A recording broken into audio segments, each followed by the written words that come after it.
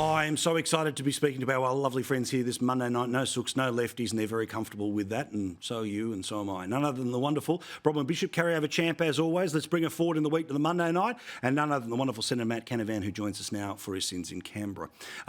Despite the fact it's a job he applied for, but still. Okay, the Matt Kean thing. Senator, let's start with you. Again, look, we are supposed to believe that he was leaving the Parliament and announced it last Tuesday. He was going to the private sector, and then magically some planets have aligned and he now ends up with a job, not in the private sector, which obviously, presumably, was more attractive than his salary in the Parliament. Instead, he ends up working for the Albanese government. What do you think about this one, and are you looking forward to Senate estimates getting into the details on this one?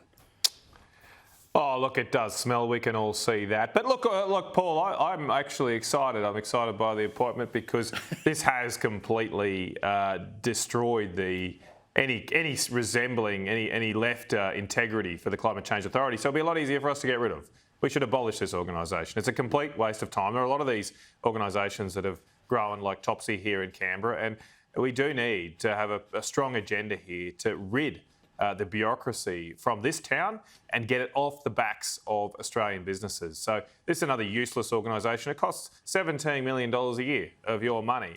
And as I say, then there's hundreds of others like this that have populated Canberra. Even in the 2 years that this government's been in charge, they've employed 30,000 more public servants. Blimey. It's costing them $7 billion a year extra. And so we've got to cut that down to get that off the backs of people. So Matt Kean, look, he's one appointment, but there's lots of others that we should be looking at here to save you money and get our economy moving. For his part, this was Barnaby Joyce's take on him going from the blue team to the red team, even though we know he was never really on the blue team. So that's the only thing that's consistent is this guy is treacherous. That's what's consistent. And of course, in the past, you can now sit back and go, he was never in our party. He should have joined the Labor Party at the start when he left school.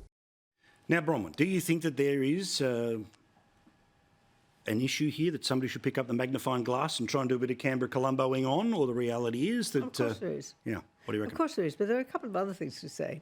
I'm sure Albo would love to have appointed Malcolm Turnbull. But I've always said, of course, that Malcolm Turnbull was the organ grinder and Matt Kean was the monkey. And so they've appointed the monkey.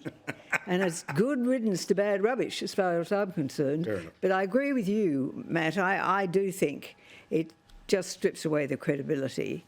I said early on before the state election that if Perrottet lost, you could lay the blame at Matt Kean's feet 100%. because he showed no understanding of what the people need.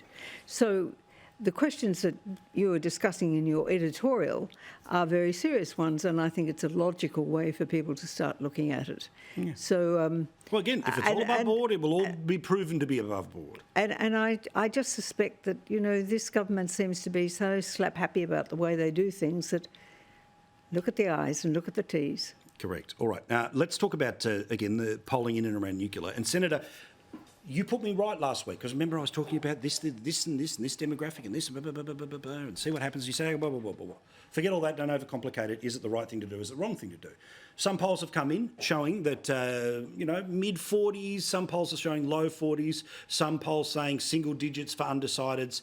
The main poll coming out of the Nine newspapers shows 22% of people are undecided. Now, generally speaking, you would think if you're undecided, you can be won over to the argument. But what's your sense a week on from where we were in this conversation? Well, look, I think most of this sort of polling is useless. Sorry, I mean, we waste a lot of time focusing on it. But people don't, vote or go in and vote and weigh up a laundry list of different items and sort of spit out a particular algorithm. They vote on who they think is on their side. So our challenge is to prove to people that what we are focused on is a cost of living target. We want to get your cost of living down, not a useless, artificial, arbitrary emissions target. And the government has shown themselves in the last few weeks that they are prioritising the international agreements they have signed, or that we as a country have signed in Paris, that they have committed targets to. They are prioritising that over your cost of living.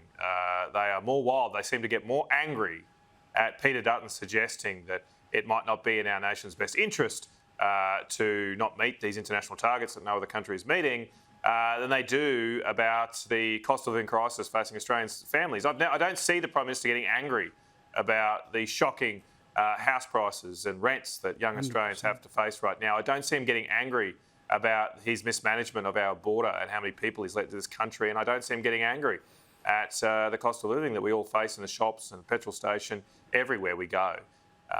So that's our focus. That's what we've got. If we focus on that and can prove to people that our nuclear policy, our gas policy, our housing policy, our migration policy are all targeted at a cost of living target, then we'll win their support.